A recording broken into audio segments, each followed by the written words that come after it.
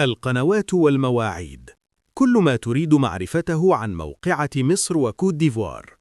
مع دقات العد التنازلي لصافرة واحدة من أقوى مباريات البطولة، حالة ترقب تسيطر على الجماهير المصرية والإفريقية، والبحث يتزايد بقوة عن القنوات المجانية الناقلة لمباراة مصر وكوت ديفوار في ربع نهائي كأس إفريقيا 2026، خاصة مع رغبة الملايين في متابعة القمة المرتقبة بدون اشتراك مدفوع. مواجهة لا تقبل القسمة على اثنين، وتجمع بين الفراعنة وطموح استعادة المجد والأفيال الإيفوارية حاملة اللقب في صدام ناري مبكر على طريق الكأس.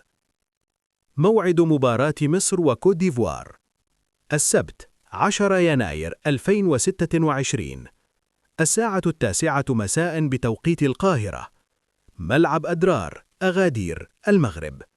وتأتي المباراة بعد تأهل منتخب مصر على حساب بنين بنتيجة 3-1، بينما عبرت كوت ديفوار بوركينا فاسو بثلاثية نظيفة ليضرب المنتخبان موعدا مع واحدة من أقوى مباريات البطولة. هل توجد قنوات مجانية تنقل مباراة مصر وكوت ديفوار؟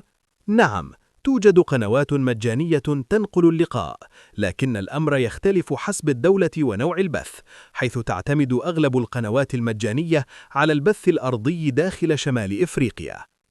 القنوات المجانية الناقلة لمباراة مصر وكوت ديفوار: القناة الجزائرية الأرضية داخل الجزائر، القناة المغربية الرياضية الأرضية داخل المغرب.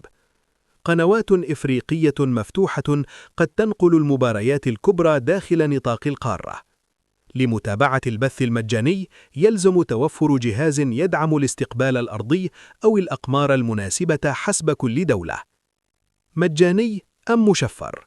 رغم أن القنوات المجانية تتيح مشاهدة المباراة دون اشتراك، إلا أن القنوات المشفرة تتميز بجودة بث أعلى، استوديوهات تحليلية موسعة، تغطية قبل وبعد المباراة، بينما تكتفي القنوات المجانية بالبث المباشر فقط.